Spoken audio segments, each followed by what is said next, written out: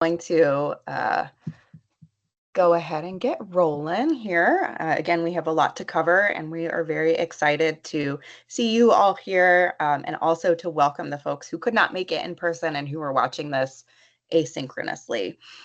So we are presenting today on psychedelic science, culture, and healthcare innovation. And we are the program leaders of the Psychedelic Science program here at Psychedelic Studies program here at Salem University. Salem University is Salem University is a university in West Virginia that offers really a lot of different degree opportunities and a lot of different programs. It's a private university, and there are many wonderful options for students, many schools and departments as well. And many of them are virtual too. So there is a big focus on accessibility of education and high quality education. So I am going to introduce myself first, and then I'll turn it over to Justin to introduce himself. So my name is Dr. Alexandra McGee. I am the program director of the Psychedelic Studies program here at Salem University. And I am from Western North Carolina, originally born and raised, and I'm very, very passionate about Appalachia. I received my PhD from the University of Rochester, and I studied the humanities and the medical humanities in English literature. And from there, I became very, very interested in the field of psychedelics and all of the innovation and the promise in the field.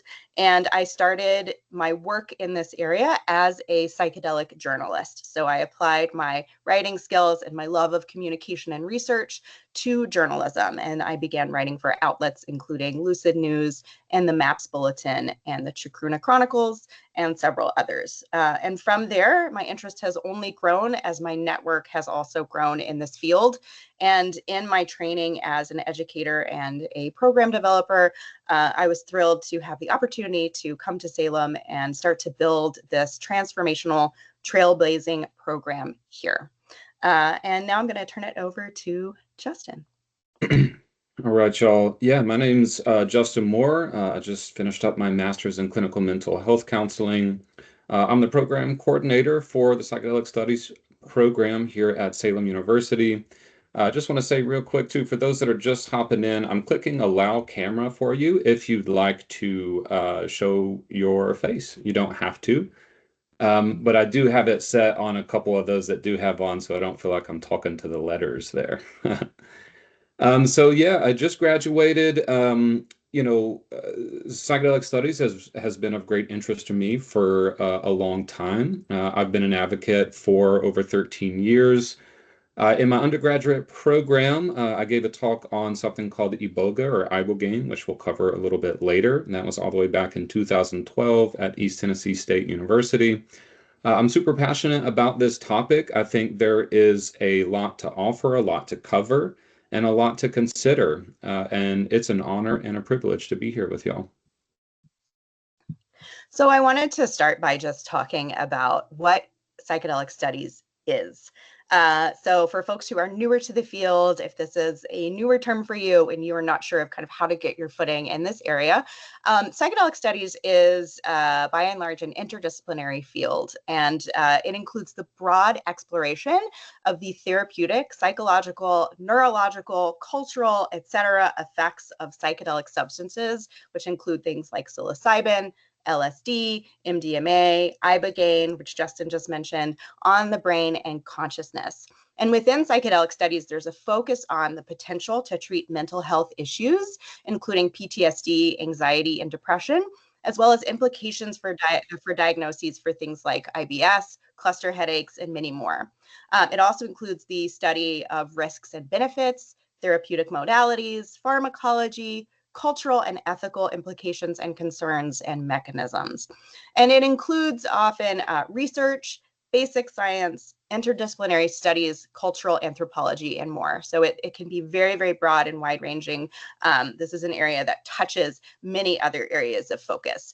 And psychedelic studies has really emerged in what we are calling now the psychedelic renaissance, which is this resurgence of interest in psychedelics and psychedelic medicine and research and culture that is happening right now, really in particular across the United States and other countries as well. But we're really focusing on it here and all of the research that is happening here on the federal and the state level. Fantastic. Thanks for that, Ali. So yeah, I just want to give a little more context for what psychedelics are and where we're at with them right now. So I think of this time as a scientific, societal, and cultural turning point. Okay. So Ali's mentioned a little bit there. I just want to give us a little more context about what we're talking about here. Okay. So we're talking about a pretty unique set of substances, right, that were studied in the 50s and 60s, started to show some efficacy, right? There were several clinical scientific trials happening, and that got shut down due to the drug war and due to certain policies in the 70s. Since then, it started to get some resurgence around the 90s and then the early 2000s, and then, up to now, where there's several hundred trials going on at any given time. So I've got some different terms up here. Just want to kind of explain them a little bit so that we're clear on, some of the words we might hear when we talk about this. The main word, which does get used a lot, is psychedelics. So if we break that word apart, what it means is to reveal the mind or to reveal the soul. So psyche, mind, soul, delic, reveal. So to reveal the mind or soul. There's two other ones here I kind of want to compare and contrast that often get brought up and used when describing these. One of them is hallucinogens, which may just highlight more of the visual effects that may happen when it comes to these different substances. Another word is entheogens, which may highlight more of the spiritual notion that may happen under the influence of some of these. In the 50s, the first term there that was used was called psychotomimetic. And psychiatrists and doctors, they first used that term when studying these because they thought that these substances were mimicking psychosis. And we've now found that to not be true, right? But this is just to kind of bring us some context of what we've learned just in the last 50 to 70 years. Okay. So why Salem? Salem can really establish itself as a trailblazer in this space. Okay, so me and Ali are really pouring our heart and soul into developing rigorous psychedelic education and initiatives to prepare students to address the urgent mental health crises and contribute to the growing field. Okay. So another context here, as far as the history goes, we think of the 1960s as a time when East came West, right? When there was kind of a spiritual meeting point of different cultures, right? So what this is also representing, these, especially medicines that come from South America, is a new scientific and cultural turning point of South meeting North, right? And that really kind of started in the 90s and is blossoming more now than ever. There's a lot of misinformation out there. There's commercialization happening, and the field's growing faster than the guardrails. So we need students, clinicians, healthcare professionals, and communities. We need evidence-based education to prevent unsafe or even predatory or culturally harmful practices. Salem can be the first of its kind here too. It'd be the first in West Virginia to do this, and only the second in Appalachia to implement education around this. Okay. So as I mentioned earlier, there's more than 100 registered clinical trials just of psilocybin. All right, multiple phase 3 data sets are showing unprecedented effects for PTSD, TBI, depression, addiction, and honestly, several other conditions that many of us struggle with. And I just want to provide a little more context for us here. Okay, so this study was done by the Rocky Mountain Poison and Drug Safety, funded for 2024. So 57,000 surveys were given across all 50 states. And from that data, we see that over 12 million adults reported using psychedelics, and that's just folks that took this poll. Okay, so I'm just giving us a little more context. One thing I want to explain just briefly here, because I've mentioned that word phase 3 a moment ago. Just in case anybody's not familiar, what brings a psychedelic substance to market, what makes it legal, is going through an FDA process. There are other ways that can happen as well, and we'll cover that in a moment. But this is how it becomes a medicine, right? Prescribable. And as of right now, we have one approved in action right now, esketamine or Spravato. Seven in phase 3, which means that those are almost to market. They've been through several trials. They're starting to prove efficacy, and the FDA is reviewing those final trials and figuring out how to bring them to market. Okay. This graph comes from Psychedelic Alpha. You can look it up online if you're more curious about it. I just wanted to bring us a little more context about the legal and scientific context. Right. All right. So hopping in now to the state of the science. So what is actually happening? There are a lot of exciting things happening in terms of research and studies ongoing, and some already completed. And what do we know right now? What has been a little bit overhyped? What do we still need to know? What questions do we still have? So first, if you want to click that button, Justin, thank you. So MDMA-assisted therapy for PTSD. So the phase trials of MDMA, which was unfortunately not approved by the FDA, although it's anticipated to be approved, MDMA and MDMA-assisted therapy. So in the second of the phase 3 trials, 71.2% of participants who received MDMA-assisted therapy no longer met the DSM-5 criteria for PTSD at 18 weeks post-baseline, compared to almost 50% in the placebo plus therapy group. Psilocybin for a major depressive disorder. A randomized clinical trial found that a single dose of psilocybin was associated with a clinically significant sustained reduction in depressive symptoms and functional disability at age 43, compared with an active placebo.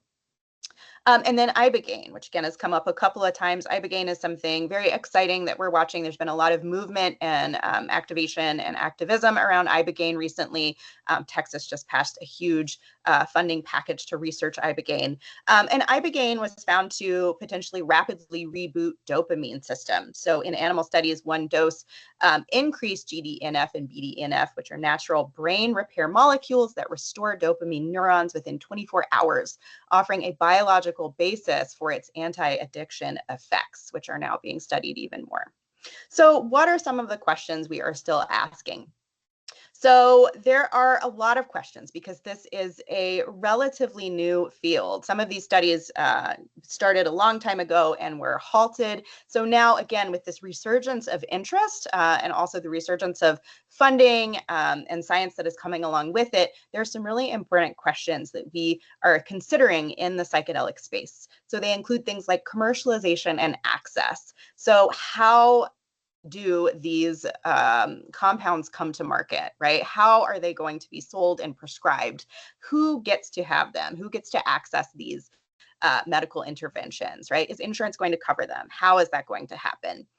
Data limitations. So many of the data pools in these studies are not super diverse. They might be a little smaller. A lot of evidence is coming anecdotally. So there is a real push to increase the pools of trial participants to really increase the diversity of these studies and the number of them that are being done. Safety and adverse effects. This is really important for any kind of medicine, any kind of science and research, is really being clear about the safety of these compounds and the efficacy of them as well. This is something that has tended to get a little bit sort of ignored in the hype around psychedelics, and that luckily there's kind of been an effect of, not a rubber band effect, but there has been a little bit more nuance in these conversations recently. So psychedelics are not a cure-all, and there are certain people who are not going to be served by psychedelic-assisted therapy and psychedelics. Education and expansion. So this is really one of our key areas of intervention. There is a need to know a lot more about what these even are. There is a need to educate a workforce so that they have literacy, whether or not these medications and psychedelic-assisted therapy ever become legal. People are still interested in these things. People are still using them. So there is a real need for around things like public safety, harm reduction, and just a basic literacy around what these are. So an expansion as well. So there is a growing interest in terms of students who are interested in bringing this into what they learn in their curriculum, and there is a real lack of that. So currently, very few nursing programs, medical schools include any sort of education around psychedelics, and there is absolutely a growing need for that and a growing interest in terms of the student body. So right now, we're actually going to do a little quick poll, and we're just going to do it in the chat. We had created a poll feature, but we are going to just run with the tech at this moment and drop a poll into the chat for you, just to see if you can tell which of the following is true, a true finding from a recent psychedelic studies, and which one is the false. So I'm going to drop this in the chat right now. Hopefully I can see it in the full meeting chat. Let's see, how do I even, well, one moment.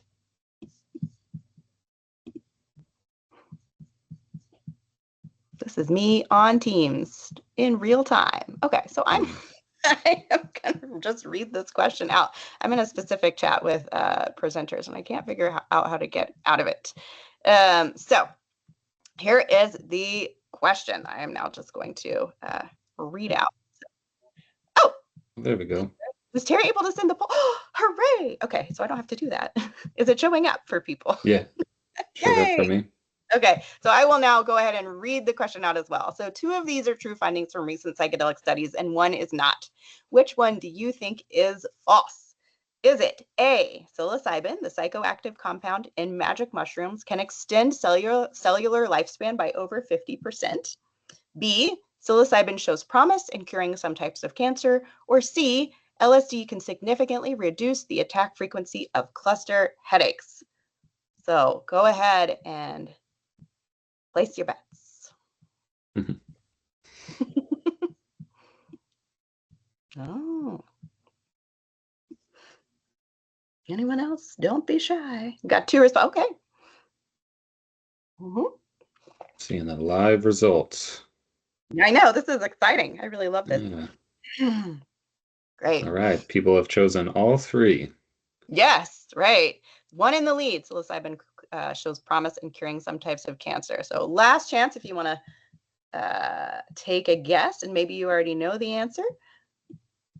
So the answer is, oh, we got a tie. The answer is B. B is false. So psychedelics do show promising results in lessening distress and improving quality of life in people with a cancer diagnosis. But there is no proof at this point that they are show promise for curing some types of cancer. They are being studied quite a bit for alleviation of pain symptoms and general well-being and mental wellness. So thanks for participating. That was fun. Nice. This is just a graphic that I wanted to show. This is actually from the phase 3 MDMA assisted therapy study and trials. And this shows actually the difference between that placebo with therapy and then the MDMA assisted therapy, showing the responders who reported a loss of diagnosis or a remission, entire remission. Yeah, and so it's another part of that too is to really show how important it is to illustrate the lived experience of people that have gone through the trials.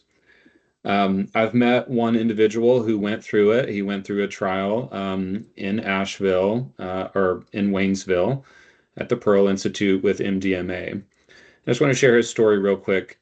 So this man had been diagnosed with PTSD, and he had had that diagnosis for over 30 years. He was a veteran, I forget which scale it was at this point, but he was scoring something like, 72 out of 75 or something like that on this particular scale. So extreme PTSD, night terrors needed.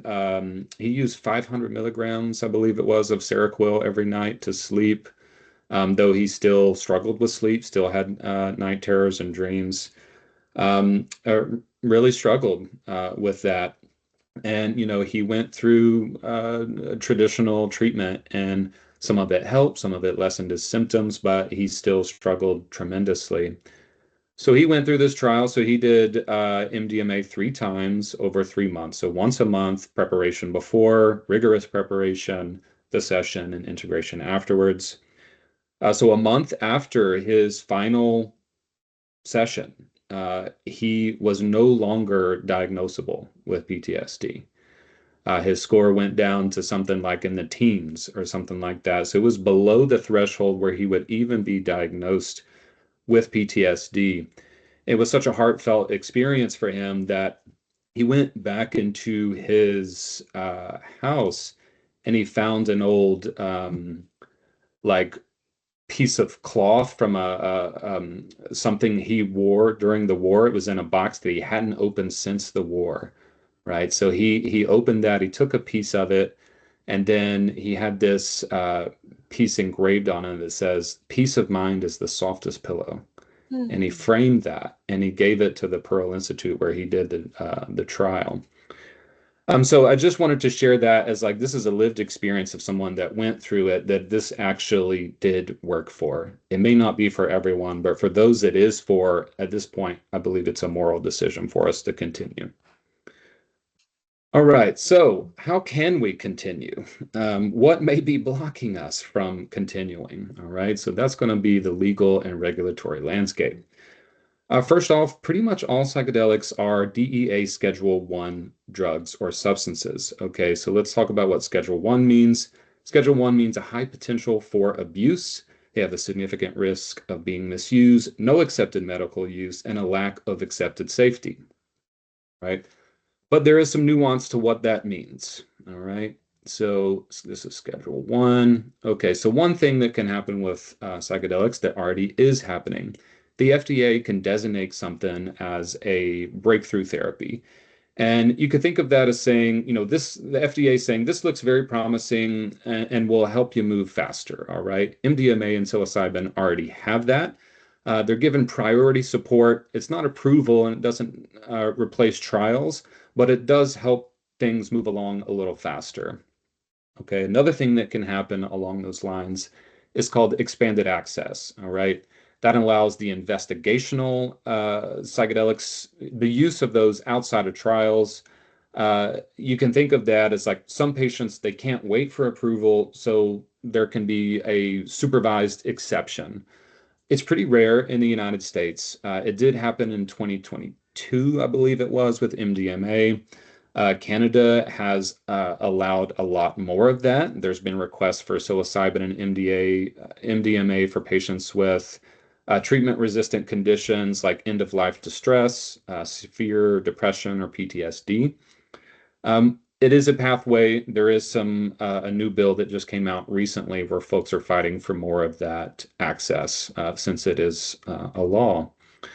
So let's talk about REMS, the risk evaluation mitigation strategy. Several of you on the call probably know about this if you're already working with ketamine.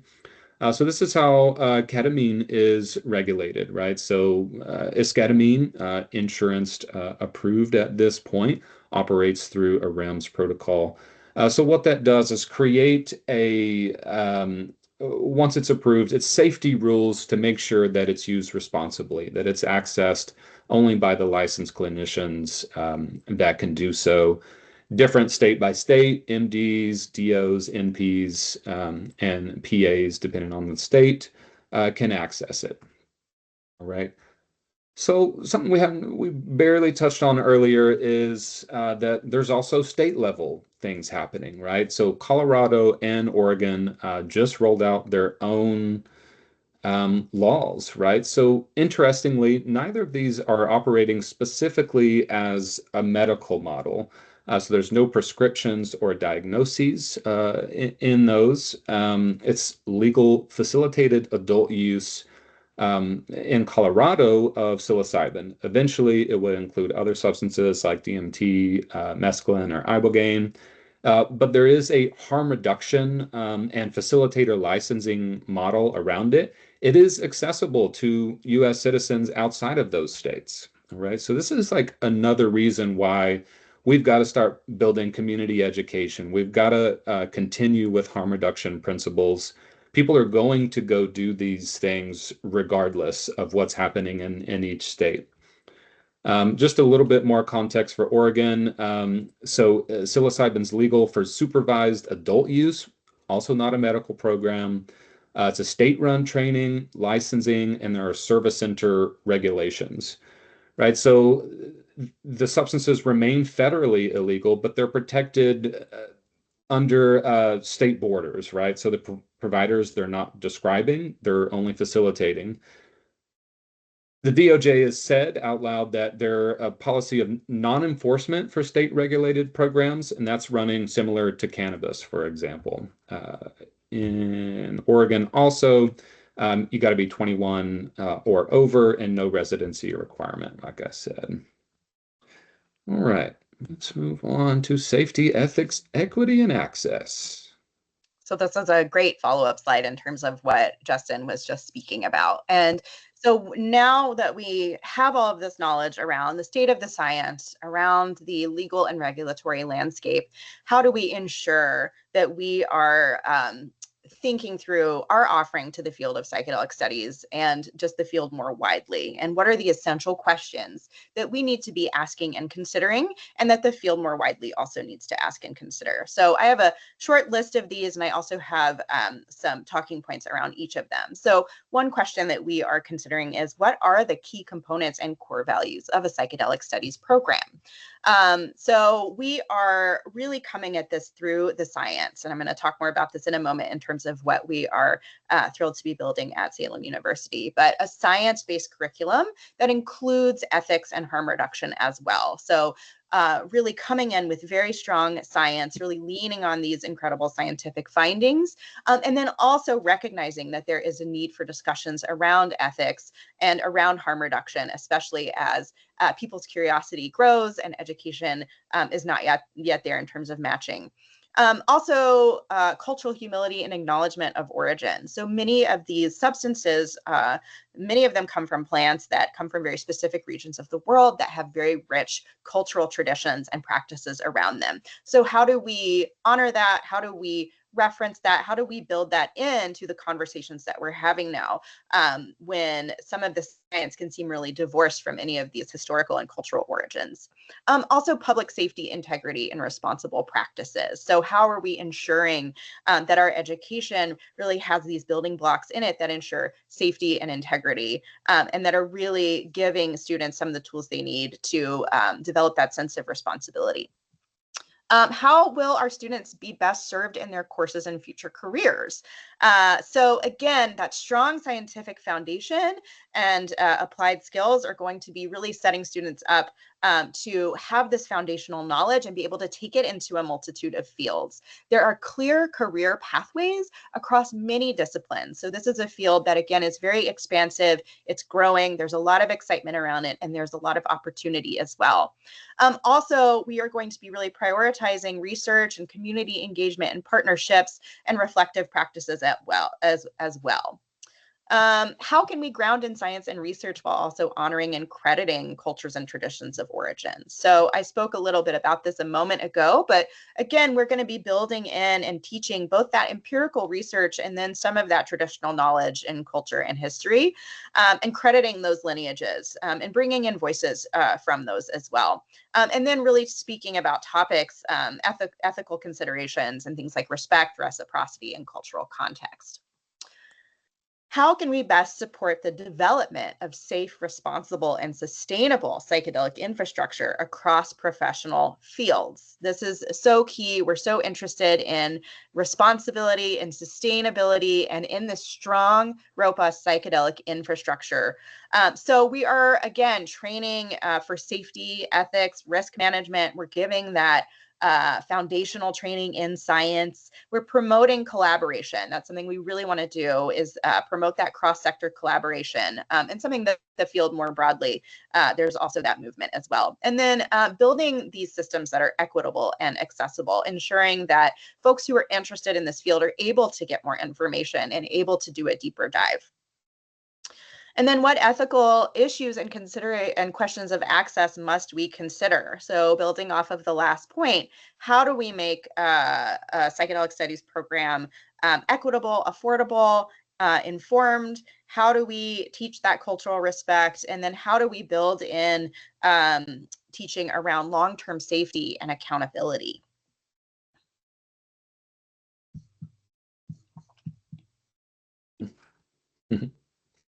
That was it. Fantastic. Thank you, Ali. Yeah, so just want to expand here a little bit on the education, the training, the career pathways. What are some potential options for students that may come through our program, right? There are actually more than one might think,